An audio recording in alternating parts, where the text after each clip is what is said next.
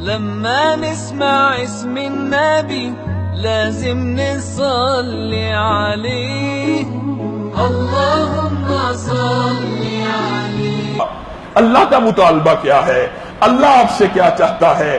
اللہ آپ سے اس ساری نعمتوں کو پیدا کرنے کے بعد حل اتی علی الانسان حین من الدہر لم یکن شیئا مذکورا، اللہ کی قسم ایک وقت ایسا تھا جب تیرا نام و نشان نہیں تھا، تیرا ذکر نہیں تھا، تو عدم محض تھا، عدم سے وجود میں لانے والی ذات شادی ہوئی، جوڑا بنا، اللہ کی مرضی سے مارد وجود میں آیا۔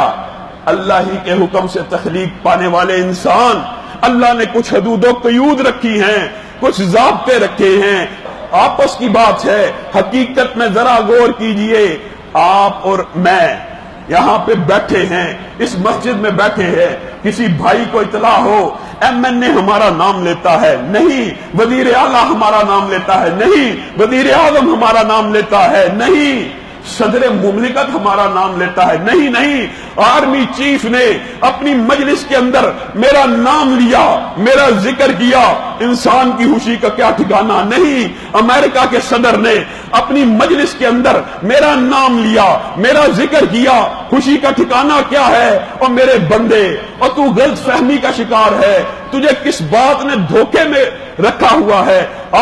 تجھے اس ایسی ہستی کا تعارف کراتا ہوں جو صرف اتنی سی بات کرتا ہے، فَاذْكُرُونِي أَذْكُرْكُمْ، تم میرا ذکر کرو میں تمہارا ذکر کروں گا، تم میرا ذکر کرو میں تمہارا ذکر کروں گا۔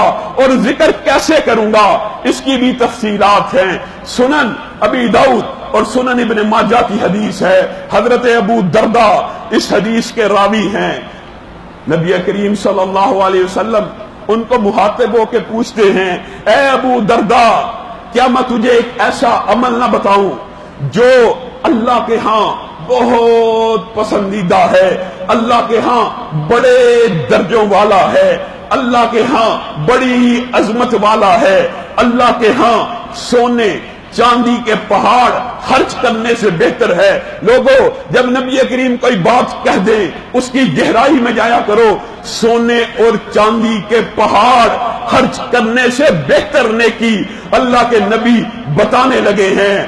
حضرت ابو دردہ کے کان اس طرف لگ چکے ہیں، یہ کون سی نیکی کا حکم صادر ہونے والا ہے؟ اسی پر بات بس ہو جاتی، بات مکمل تھی۔ نبی کریم نے فرمایا، اس نیکی سے بھی بہتر ہے کہ تم کافروں کے خلاف جہاد کرو، تم کافروں کی گردنوں کو مارو۔ اللہ اللہ، کیا جہاد سے بھی افضل ہے؟ ہاں، اس سے بھی افضل ہے۔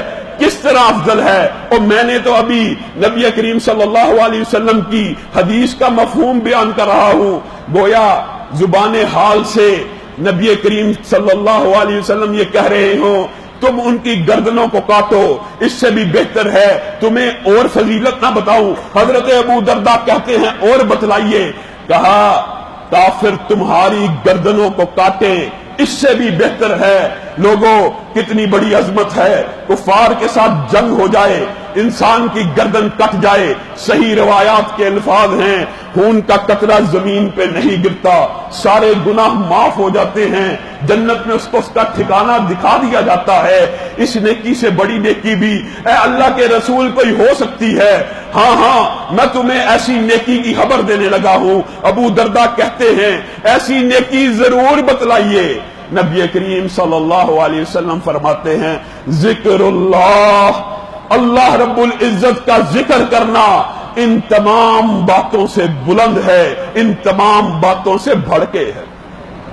اور لوگوں، کتنی عجیب بات ہے، ہم اور آپ اللہ رب العزت کی رحمت کو سمجھے ہی نہیں۔ اللہ آپ سے، اور یاد رکھیے دنیا کے اندر جتنی مخلوقات ہیں ان کو اگر رزق دیا جاتا ہے، دنیا کے اندر جتنی بھی مخلوقات ہیں ان کو اگر رزق دیا جاتا ہے وہ اللہ کے ذکر کی وجہ سے دیا جاتا ہے۔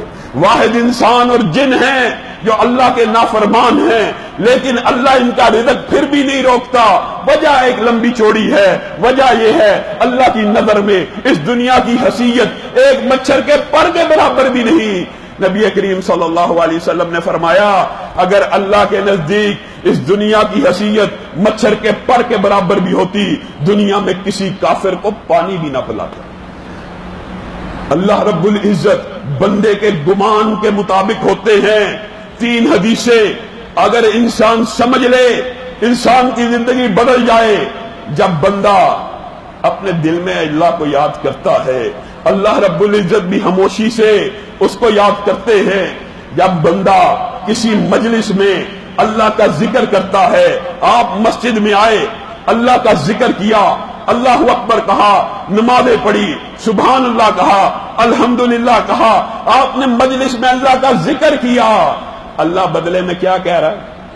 حدیث قدسی ہے، جس مجلس میں تم ذکر کرتے ہو تم نے میرا ذکر ایک اچھی مجلس میں کیا، میں تمہارا ذکر اس مجلس سے بہت